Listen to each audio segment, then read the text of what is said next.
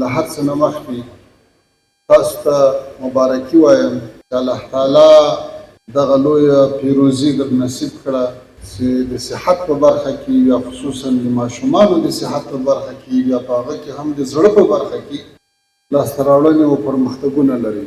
دا ډېر د ویاړ ځای ده. زه په همدغه جلسه کې یوه ټکي ته متوجه شوم، هغه دا ده چې زموږ په اکثره مراسمو کې په اکثرو مجالسو کې دا یوه جمله ډېره کارېږي، په لومړي ځل پلانی پرمختګ وشو، په لومړي ځل. له دې نه موږ تاسو ته یو څه ښکارېږي چې هغه دا دی چې دې وطن کې له دې نه وړاندې واقعي خدمت نه ده سوی. لکه نن موږ تاسې وایو چې په لومړي ځل په یو دولتي روغتون کې د ماشومانو د زړه د جراحي عملیاتو سلسله شروع کېږي. ګوره په لومړي ځل دا موږ تاسو ته یو خاص درس راکوي، یو ماضي ته بیایي چې دې هېواد کې چې دوه لوی اشغالونه تېر شو. اول اشغال له دې شعار سره راغلی و د کمونیزم چې کور کالي ډوډۍ، چې هم به خلکو ته کور ورکوي، هم به کالي ورکوي، هم به ډوډۍ ورکوي او د ژوند ټول سهولیات به ورکوي. هغوی دلته څه وکړو؟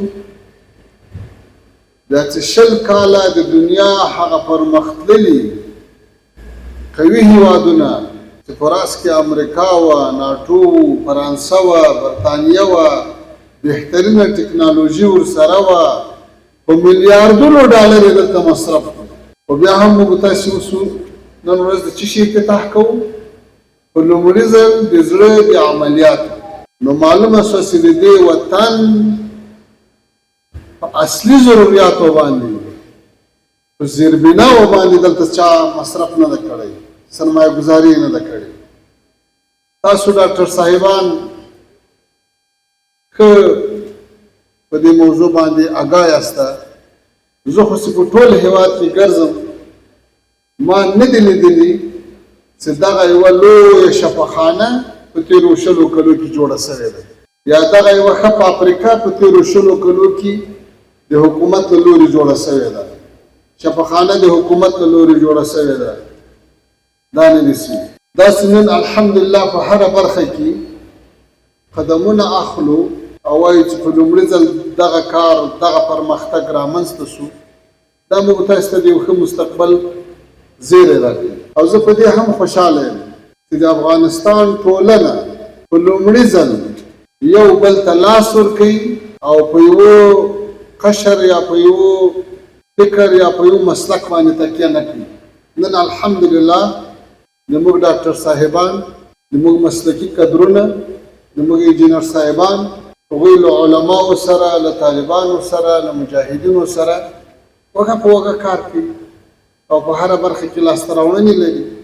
داسې دا پروپاګنډ کېږي چې په دې نظام کې د مسلکي خلکو قدر کم ده. دا ډېره بې اساسه خبره ده. که دلته د مسلکي خلکو تشویق نه وایي، د هغوی قدرونه نه وایي، نو بیا به هر کار په لومړي ځل باندې نه کېدل، بیا به شاته دی اوس روان وای. نن که موږ تعمیراتي پروژې لرو، که د زراعت په برخه کې دي، که د اوبو په برخه کې دي، که د برق په برخه کې دي، که د صحت په برخه کې دي، که په نورو مسلکي برخو کې، دا څوک په مخ وړي؟ همدغه مسلکي کدرونه په مخ وړي او همدغه وفادار خلک دي چې په همدې وطن کې وخت تېر کړی، د دې وطن په سرمایه باندې روزل شوي دي او نن د دې خپل وطن د اولادونو خدمت ته هم ولاړ دي. الله تعالی دې ته ډېر اجرونه ورکړي. باور وکړئ موږ په تاسې افتخار کوو. موږ په دې ډېر خوند اخلو چې خبر راشي چې نن دفاع وزارت 10 ټانګونه ترمیم کړو، نن یې 20 ټانګونه ترمیم کړو، نن یې دومره توپونه ترمیم کړو، نن یې دومره تیارې ترمیم کړې او بېرته یې ورغولې. دا څوک کوي؟ همدا مسلکي خلک یې کوي. داسې نن په پلانې شفاخانه کې پلانې پرمختګ سوی ده، نن پلانې پرمختګ سوی ده. څوک یې؟ همدا مسلکي خلک. دا د الله احسان ده چې نظام زمینه ورته مساعده کړې ده، نظام دوی ته سهولتونه برابر کړي. نن بهترین تجارت کوي. افغانستان د سیمې په هېوادونو کې یو له هغو هېوادونو ده چې خوراکي توکي او نور د ضرورت وړ توکي تر نورو هېوادو ارزانه دي. خو دا تجارت د ښه زمینه مساعده شوې ده. دهقان ته ښه زمینه مساعده شوې ده، ترانسپورټ ته ښه زمینه مساعده شوې ده، انتقالاتو ته ښه سهولت برابر شوی ده. نو الله تعالی دې دغه حالت ته نوره هم ترقي ورکړي. ورونو دا هېواد په خپلو لاسو جوړوو. هېڅوک معلومه شوله ما درته وویل په تېرو 40 کلونو کې دوه ډېر لوی قوتونه له ډېرو لویو شعارونو او له ډېرو لویو سرمایو او ټکنالوژي سره دې وطن ته راغلو، خو هېڅ یې ونه کړو. وطن یې تباه کړو، زموږ زیربناوې یې تباه کړې او زموږ قدرونه یې یا شهیدان کړو یا یې فرار ته مجبوره کړو. نو لہذا نتیجه دا راوځي چې دا وطن به په خپل لاس جوړوو. بله خبره مې دا کوله چې نړیوال مرستندوی سازمانونه، مؤسسات او هیوادونه، له هغوی نه زموږ جدي غوښتنه دا ده چې بشري موضوعات دا د سیاست سره نه ګډوي او کوشش باید وشي چې مرستې پرمختیایي مرستو ته واوړي، تر څو دلته زیربناوې تقویه شي، تر څو دلته د بنیادي کارونه وشي او زموږ هیوادوال په خپل کور کې بسیا شي. یو مریض هم دې ته مجبوره نه وي چې اور پاسپورټ اخلي، بیا ویزا اخلي، بیا د ترانسپورټ مصرف کوي، بیا په بل هیواد کې د هوټلو مصارف کوي، لږ بعد یو ډاکټر ته ځان رسوي او بیا ډاکټر ورته وایي 2 میاشتې بعد بیا راسه، 2 میاشتې بعد بیا راسه. موږ تاسې باید دلته دا سهولتونه ولرو. نو هیله مې دا ده چې بشري مرستې، نړیوالې مرستې د هغوی توجه پرمختیایي مرستو ته واوړي، همداسې بنیادونه تقویه کړي. لکه دا نن چې د یو ماشوم د زړه عملیات دلته کېږي، هغه بیا څه کوي چې بهر ته ځي؟ آیا ما او تا غریب هېوادوال دا وس لري؟ نو یو چې پرمختیایي مرستو ته توجه وشي. یو بل شی ډېر ضرور ده ورونو، هغه دا ده چې الحمدلله د افغانستان په بېلابېلو ولایاتو کې، خصوصا د لویو ولایاتو کې په مرکز کې موږ تاسې ډېرې بهترینې شفاخانې لرو، هغه که شخصي وي او که حکومتي وي. بهترین ډاکټران لرو، خو یو شی چې نه لرو هغه اعتماد ده. موږ تاسې باید کوشش وکړو چې خپلو هېوادوالو ته دا شی ثابت کړو چې په افغانستان کې هم د زړه عملیات کېږي، هم د ګردو، هم د ینې علاج کېږي، هم د اعصابو. او دا سته موږ تاسې په هېواد کې د سترګو بهترین شفاخانې لرو، د زړه بهترین عملیات ترسره کېږي او داسې مریضان ما لیدلي دي چې له بهر نه جواب ورکړل سوی ده چې بس نور کور ته ځان ورسوه. هغه ملګرو په اوازانو ته ویل دي چې دا مریض نور د جوړېدو نه ده، خپل وطن ته یې ورسوي. هغه مریض راغلی په همدې کابل کې علاج شوی، نن په همدې کابل کې رئیس زیدرخیم خدمت ترسره کوي.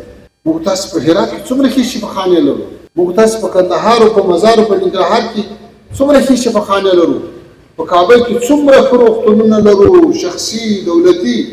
ولې تبلیغات دومره زیات شوي دي لکه دلته چې هېڅ نوعه سهولیات نه وي، یا دوا نه وي، یا ډاکټر نه وي، یا مسلکي نه وي. او الحمدلله موږ تاسې ډېر ښه سهولتونه لرو، ډېر ښه ډاکټر صاحبان لرو، ډېر ښه کدرونه لرو، ډېرې ښې شفاخانې لرو.